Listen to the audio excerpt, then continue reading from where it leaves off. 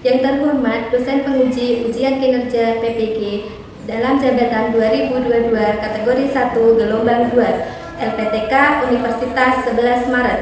Perkenalkan, nama saya Arifatun Ni'mah. Saya adalah guru farmasi di SMK Cordova, Kecamatan Margoyoso, Kabupaten Pati. Pada kesempatan kali ini, Selasa 12 Juni 2023, saya akan melaksanakan kegiatan pembelajaran untuk memenuhi ujian kinerja PPG dalam jabatan 2022 kategori 1 gelombang 2 dengan menggunakan kurikulum 13 mata pelajaran pelayanan farmasi atau pelayanan apotek dengan materi pemberian informasi obat supositoria untuk kelas 11 farmasi.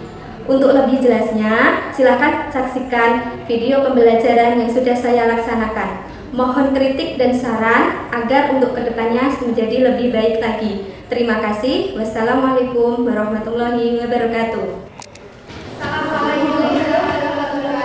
Waalaikumsalam warahmatullahi wabarakatuh.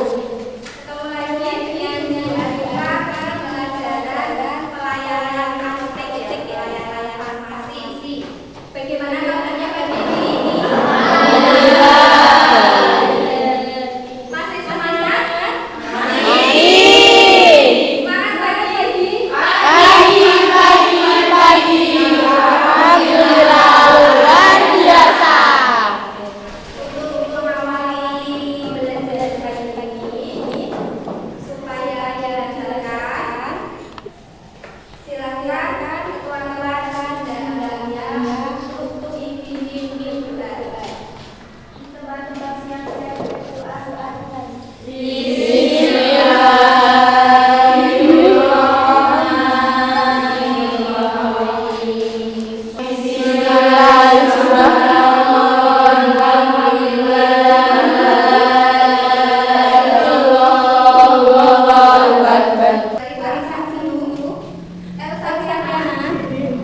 Fitratun, Mistin, Hilma, Indah Indah Amalia, Ismail Fahud, Luna Nadia, Hadir, Natasha, Nelly, Sahari, Sakali, Siti Nurhaliza, Rahel, Ria Agun, Yasma Wahyu. Berarti masih semuanya ya? Pernahkah kalian sakit? Namanya manusia biasa pasti ada kalanya itu sakit ya. Kalau sakit kalian membeli obatnya di apotek apa langsung periksa ke dokter?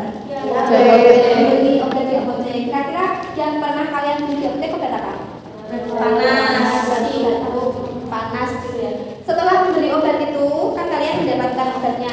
Diberi informasi nggak sama petugas apoteknya? Kira-kira informasi apa saja yang diberikan? Cara penggunaan, penyimpanan, efek samping obat juga ada. Kemudian apa lagi? Indikasi penggunaan penyimpanan, efek samping dan informasi tambahan lainnya, gitu ya. Untuk pembelajaran kali ini kita akan belajar tentang PIO, cara penggunaan supositoria. PIO sendiri itu apa? Pemberian Informasi obat.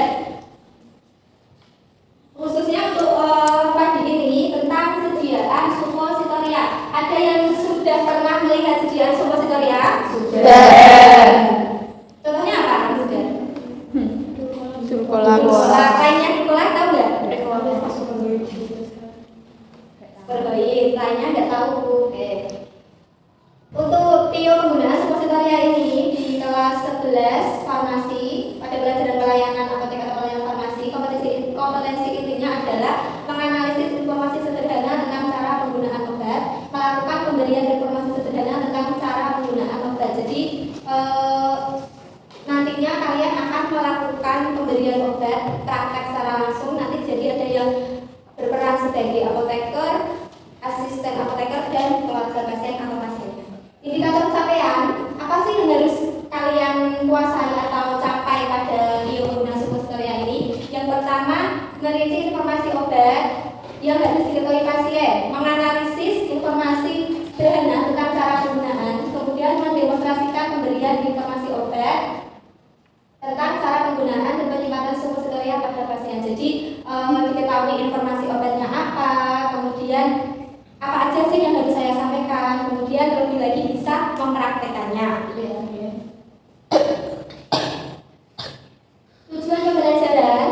Tujuan pembelajarannya adalah melalui model pembelajaran PBL atau Problem Based Learning, peserta didik diharapkan dapat mengembangkan karakter disiplin, integritas, komunikatif, dan tanggung jawab.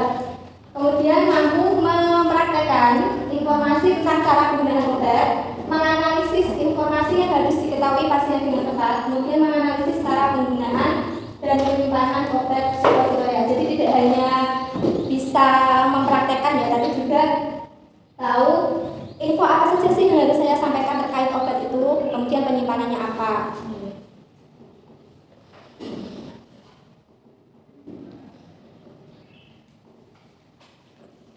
Untuk penilaiannya itu ada 3 macam. Jadi nanti pada bab ini ada 3 macam. Yang pertama penilaian sikap. Penilaian sikap ini saat mengerjakan LKPD atau lembar kerja peserta didik secara berkelompok. Jadi nanti dibuat berkelompok ya. Yang kedua penilaian keterampilan. Penilaian keterampilan ini berkaitan dengan saat nanti kalian mempraktekkan pemberian informasi obat ke pasien. Yang ketiga penilaian pengetahuan ini didapat dari nilai kuis. Kuis nanti akan saya berikan sebelum pelajaran saya akhiri, jadi nanti di akhir. Ini ada pretest. Kalian bawa HP ya? Bawa. Dengan paper tapi langsung ke HP. Linknya sudah saya share ke grup kelas. Ini ada berapa bentuk sediaan obat? 3. 3 bentuk sediaan obat. Apa aja ya, Pak? Sirup, tablet, supo. Ini tadi bentuk sediaannya apa, Andun? Seperti peluru. Namanya suppositoria. Nah, ini ada 3 jenis sediaan ya, sirup, tablet, dan suppositoria. Ketiga sediaan ini khasiatnya sama. Itu untuk apa? Kalau ada di sekolah, isinya bisa bagi untuk ini itu apa? Stabilisasi atau untuk bisa memperbaikkan. Ini ada 2 sediaannya, sirup, tablet, atau suppositoria. Yang membedakan apa kira-kira? Tujuan penggunaan, kemudian bentuknya, jelas ya. Kapan kira-kira dipilih sediaan sirup? Tergantung orangnya. Nah, pasien anak-anak, benar. Kapan ketika tablet? Sirup, kemudian orang dewasa, gitu ya. Kapan digunakan suppositoria? Kita sudah merasa.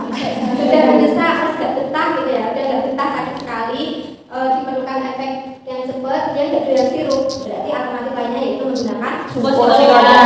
Desain itu mendesain bentuk sediaan disesuaikan dengan keperluan pasien atau orang yang membutuhkan.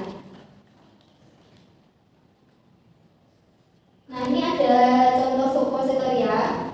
Ini ada flagyl dan superhoid. Di sini ada petugas kefarmasian dan pasien. Petugas kefarmasian itu memberikan PIO kepada pasien. Nah, ini dari ke pengertian suppositoria. Suppositoria sendiri adalah obat padat berbentuk kerucut atau peluru yang dimasukkan ke dalam tubuh melalui anus, rektum, uretra atau vagina. Suppositoria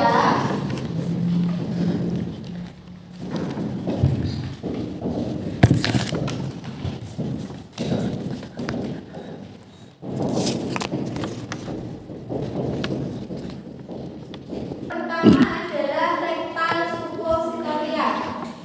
Rektal suppositoria itu digunakan melalui dubur atau anus. Dubur atau anus. Dubur ya, bukan dubur ya. Jadi nanti perlu hati-hati intonasi kata dan suaranya itu harus yang jelas dan lantang. Supaya apa?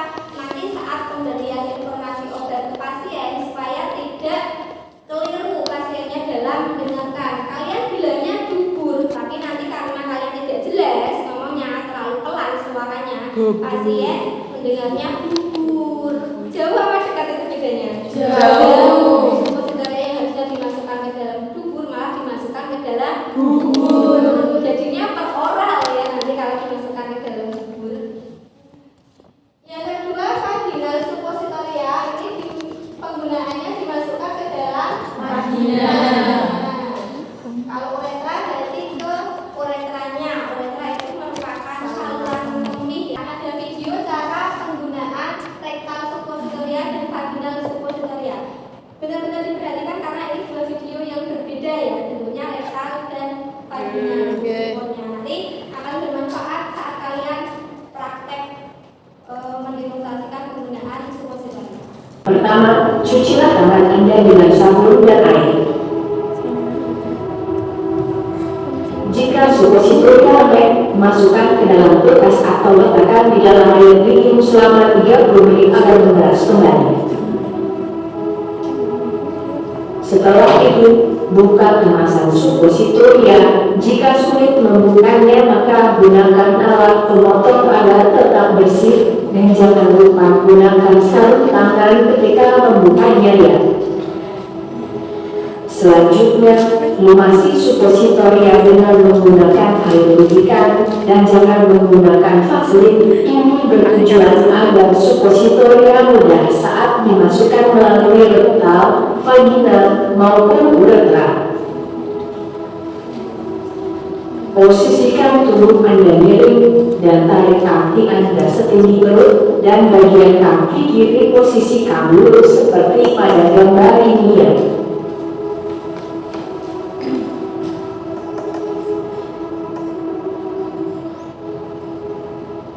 Angkat pantat Anda dengan tangan kanan agar area rektal terbuka, lalu masukkan suppositoria dengan bagian yang licin terlebih dahulu sedalam setengah hingga 1 inci untuk anak-anak dan 1 inci untuk dewasa. Kemudian, luruskan kaki Anda dengan posisi berbaring miring selama 5 menit agar suppositoria tidak keluar kembali. Jika sudah selesai, cuci tangan Anda menggunakan sabun dan air. Yang pertama yaitu harus cuci tangan terlebih dahulu. Kenapa harus cuci tangan? Biar bersih, biar kotoran yang ada di tangan itu tidak nempel ke suppositorianya.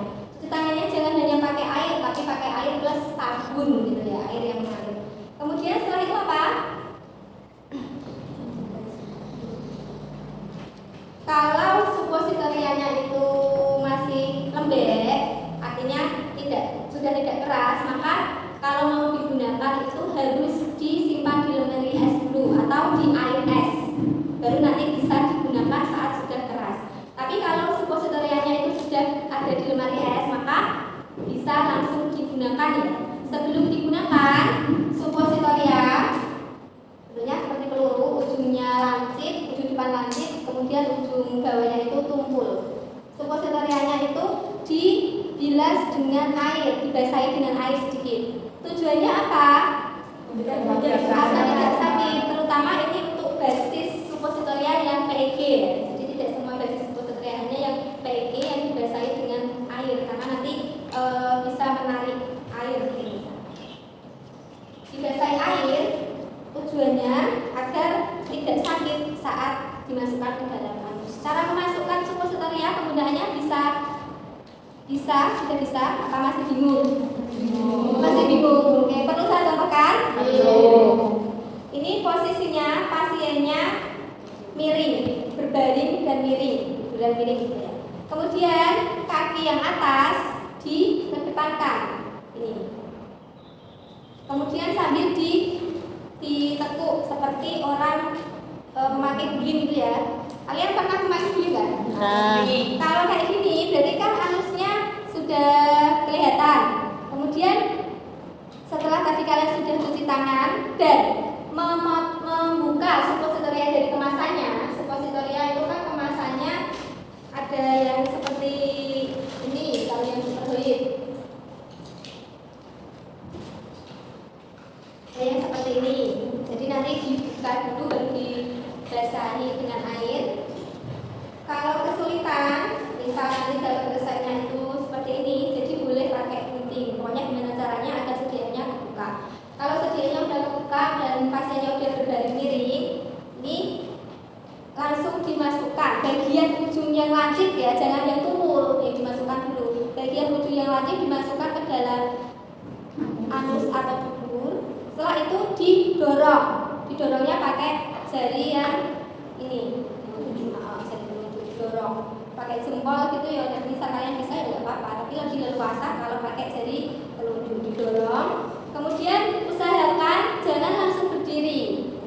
Usahakan berbaring sekitar maksimal 10 menit.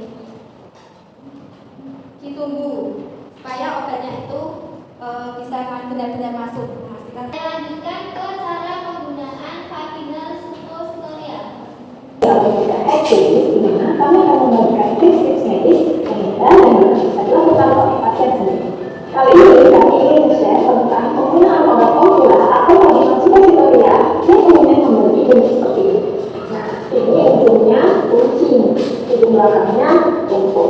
Dan bila dimasukkan ke dalam vagina, akan perlahan menurun dan mengeluarkan kandungan obatnya untuk diabsorpsi ke dalam tubuh. Obat sediaan ini bisa digunakan untuk mengobati penyakit seperti infeksi bakteri atau jamur pada area vagina yang umumnya ditandai dengan cairan permukaan. Bisa juga untuk alat kontrasepsi darurat atau spermicida. Manfaatnya pada pemeriksaan dan proses serta kandungan dalam vaksinasi obat darurat. Penggunaannya sendiri cukup mudah, yang paling penting memang membangun cuci tangan menggunakan sabun kombinasi. Untuk cara mencuci tangan yang tepat, bisa dilihat di video berikut ini. Ada vaginal suppositori yang lupa untuk membuka bungkus dari obat terlebih dahulu. Penggunaan obat bisa dilakukan sendiri atau dibantu oleh pemakaian. Masuk ke bahannya, pegang obat dengan jari telunjuk di bagian ujung obat yang tumpul dan jari jempol di bagian yang kecil. Nah, terdapat beberapa posisi yang bisa pasien gunakan saat memakai obat. Bisa dalam posisi setengah berdiri dan membuka area sama kena satu gambar ini. Posisi berdiri dengan satu kaki di atas kursi, dan posisi sedikit jongkok atau squat seperti ini. Posisi duduk dengan posisi kedua belah tangan terbuka, serta posisi berbaring dengan kedua belah kaki terbuka dan terbuka. Selanjutnya, masukkan bagian obat yang berisi di depan dan dorong obat secara perlahan hingga ujung belakang obat masuk secara sempurna ke dalam lubang obat. Jika terdapat kesulitan saat memasukkan obat, pasien dapat mengulanginya sambil menarik nafas secara perlahan dan mengeluarkan obat tadi.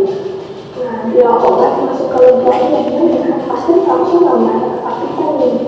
Pasien bisa ada memasukkan obat ke lubang yang salah. Karena itu, jangan lupa juga untuk mengedukasikan pasien mengenai posisi lubang yang benar, yaitu lubang yang terletak di antara lubang uretra atau lubang saluran kemih dan juga lubang. Bisa baik. Bila obat sudah masuk, tahan posisi hingga beberapa menit sebelum posisi bangun kembali atau membantu pengumpulan obat di dalam tubuh. Waktu pengumpulan ini bisa berbeda-beda dari setiap orang. Dapat disimpan di kulkas atau mencegah minum. Jika disimpan di tempat yang panas, konsistensi obat bisa menjadi lunak dan lebih sulit untuk dimasukkan ke dalam vagina. Dokter sendiri apakah memiliki tips atau trik lain? Boleh dong. Dan jangan lupa untuk obatnya. Dari Vagistin ini karena tidak disimpan di kulkas, makanya ini lembek ya, lunak. Kalau saya buka pun ya nanti meleot. Dilihat dari bentuknya, bedanya apa kira-kira sama yang ini? Kalau yang ovula lebih oval, bulat gitu ya. Kalau yang ini lebih lonjong, lebih panjang. Untuk seperti yang dijelaskan di video ini, untuk cara penggunaan ovula yaitu bisa melalui berbagai macam cara, tidak hanya dengan berbaring ya. Kalau berbaring tadi berbaring gini, kemudian kakinya diangkat, kedua kaki diangkat dan dibuka ini. Buka seperti ini. Kemudian kalau tidak berbaring bisa juga dengan duduk. Jangan lupa kakinya juga dibuka. Selain itu bisa juga posisi setengah jongkok, bisa setengah jongkok seperti gambar yang tadi. Kemudian setengah berdiri, ya setengah jongkok ya jongkok misal kayak mau BAB tapi yang tidak penuh gitu loh, itu namanya setengah jongkok. lantai 1 diletakkan di kursi, biar apa? Nanti biar ada ruang untuk masuk yang offline itu. Untuk di video yang kedua ada tambahan ya tadi. Jadi kuku jarinya itu jangan terlalu panjang supaya tidak melukai area vagina, atau lebih pentingnya supaya bersih, tidak mengkontaminasi obat. Dan setelah menggunakan suppositori rektal maupun vaginal, kalau memakai tangan langsung, usahakan langsung cuci tangan supaya apa? Obat yang tadi nempel di tangan itu biar bersih. Belajar tentang informasi obat. Informasi obat adalah setiap data atau pengetahuan objektif yang diuraikan secara ilmiah dan terdokumentasi, mencakup farmakologi, toksikologi, dan penggunaan terapi obat. Sedangkan pemberian informasi obat merupakan bagian dari pelayanan farmasi yang dimulai dari pemilihan obat, penggunaan, penetapan obat, serta cara pemberian obat yang tepat dan kepatuhan pasien atau penderita. Pelayanan informasi obat ini dilakukan oleh siapa? Oleh apoteker untuk disampaikan ke pasien. Apakah hanya pasien saja? Siapa aja yang berhak menerima informasi obat? Keluarga pasien, teman sejawat apoteker, jadi sesama apoteker itu sharing gitu ya. Kemudian dokter, perawat, bidan, pokoknya semua orang yang membutuhkan informasi mengenai obat. Informasi obat itu apa? Yang pertama, agar tidak salah penggunaan, kemudian agar tercapai tujuan pemberian obat, tidak salah gitu ya. Dan cara pemberian informasi obat, kalau yang tadi cara penggunaan, kalau ini nanti kan kalian demonstrasi atau praktek pemberian obat. Jadi ini saya tunjukkan video.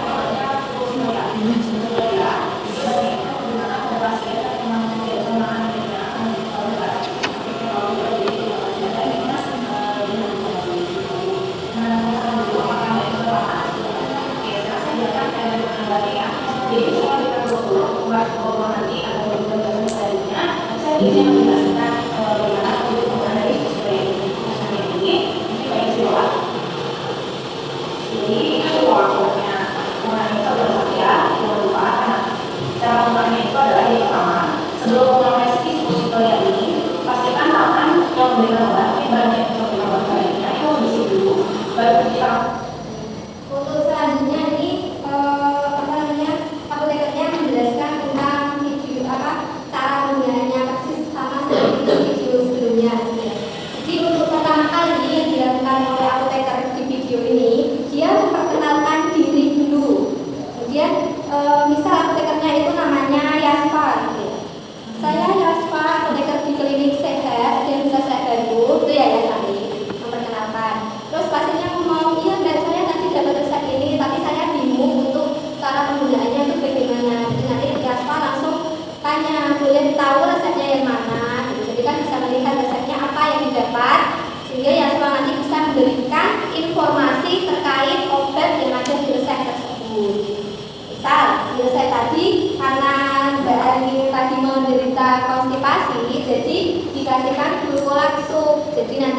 bisa dipraktekkan dengan alat peraga mungkin untuk penggunaannya.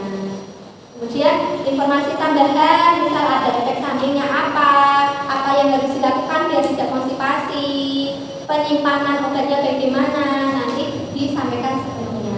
Kalau di obatnya itu ada leafletnya, ada brosurnya seperti ini, itu diusahakan dikasihkan ke pasien ya, karena brosur atau informasi yang ada di kemasan itu merupakan hak pasien. Siapa tahu nanti dia dibaca, gitu ya. Masalah nanti dibaca atau tidak itu bukan urusan kalian. Yang penting kalian saat memberikan informasi itu sudah memberikan informasi obat yang diperlukan oleh pasien. Ini nanti disertakan ke dokter. Gitu. Ada yang ditanyakan terkait pemberian informasi obat? Sudah ada bayangan? Sudah. Sedikit. Nanti kalau sudah praktek dapat bayangan banyak.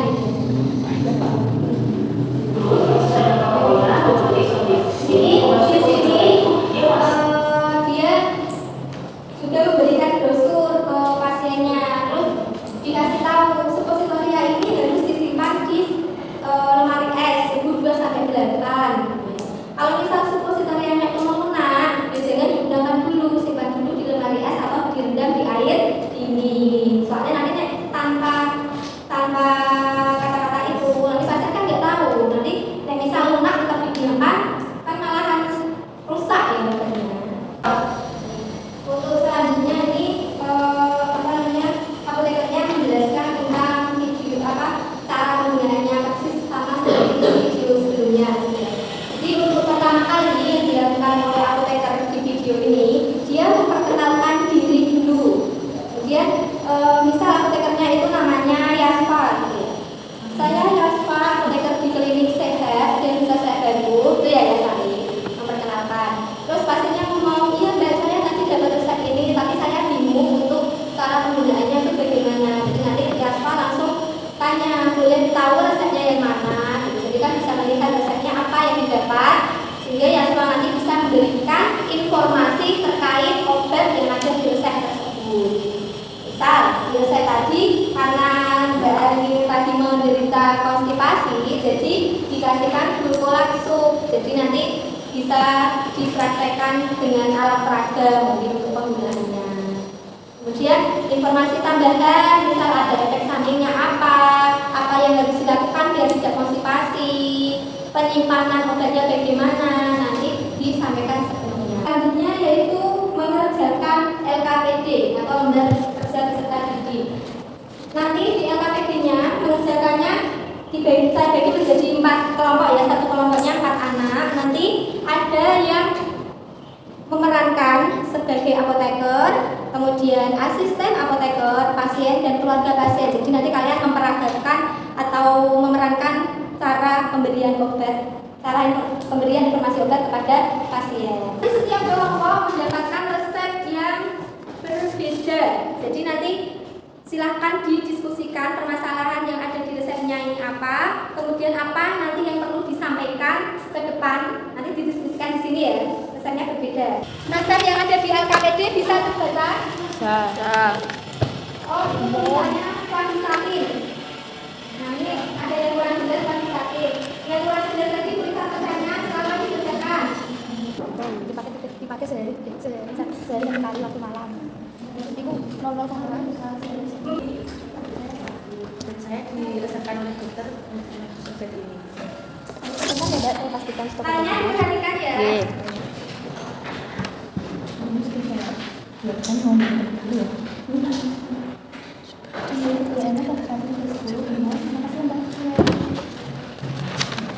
Dengan Nyonya Siti Romlah dari Jakenan. Ya, saya anaknya dok, dan ini bu saya. Ini sediaannya udah jadi dalam bentuk vaginal suppositoria, ada 10 sediaan. Sebelumnya saya ingin bertanya, apakah ibunya pernah memakai sediaan vaginal suppositoria? Belum dok, ini baru pertama kalinya. Kalau begitu, boleh saya minta waktunya sekitar 10 menit untuk konseling tentang pemakaian suppositoria? Ya boleh. Yang pertama, saya ingin memastikan kelengkapan data pasien. Apakah benar dengan ini Nyonya Siti Romlah dari Jakenan berumur 45 tahun? Ya dok. Ini sediaannya adalah bentuk vaginal suppositoria bernama Phlogistin, ada 10 sediaan. Nah, cara penggunaannya ada beberapa cara. Yang pertama, dipastikan cuci tangan terlebih dahulu dan potong kuku. Kalau kukunya panjang bisa melukai daerah vaginal yang akan dimasuki oleh obat. Ada beberapa posisi untuk memasukkan vaginal suppositoria. Yang pertama dengan posisi duduk dan paha terbuka. Sebelumnya sediaannya dibuka terlebih dahulu, lalu dimasukkan ke daerah vaginal. Daerah vaginal terletak di tengah, yaitu di antara uretra dan anus. Jangan sampai salah memasukkan ya, Bu. Iya, Mbak. Dan cara yang kedua yaitu dengan berdiri dengan posisi kaki yang satu berada di atas kursi, sehingga ada jalan masuk untuk valgistingnya. Dengan begini, terus obatnya dimasukkan. Untuk penyimpanannya di mana ya, Mbak? Untuk penyimpanan vaginal suppositoria disimpan di tempat yang dingin, yaitu bisa di kulkas di suhu 2 sampai 8 derajat celcius. Obatnya bisa jatuh atau tidak? Untuk setelah penggunaan obatnya mungkin tidak jatuh karena tadi setelah dimasukkan si pasien diminta untuk tetap dalam posisi tersebut sekitar maksimal 10 menit. Masukannya ayo. Silakan berpendapat, beropini, masukkan untuk kelompok 4. Jadi jelas apa tidak soalnya? Tidak. Kurang. Kenapa saya minta untuk ditinggal? Karena akan saya koreksi. Di sini jumlah yang diminta sudah sesuai ya, sesuai di resep. Kemudian untuk etiketnya 1 kali sehari 1 malam ya, karena di sini 001 jadi digunakan malam hari saja. Di etiket jangan lupa ditulis, ini ada informasi tambahan. Ditulisnya gimana? Dimasukkan ke dalam vagina. Oke, semangat untuk kelompok. Kesimpulan dari pembelajaran hari ini apa kira-kira? Dapat mengetahui cara pakai ovula. Dapat Mengetahui cara pakai ovula. mengetahui cara pemakaian ovula, cara melakukan bio yang baik. Pentingnya pemberian informasi obat. Pemberian informasi obat sangat penting disampaikan atau diberikan ke pasien atau tenaga kesehatan lainnya agar tujuan pengobatan bisa tercapai secara maksimal. Kemudian meminimalkan kesalahan penggunaan obat. Mengerjakan post test. Silakan bisa dibuka linknya, sudah saya share ke grup kelas. Apa yang membuatmu tertarik saat belajar pemberian informasi obat? Suka.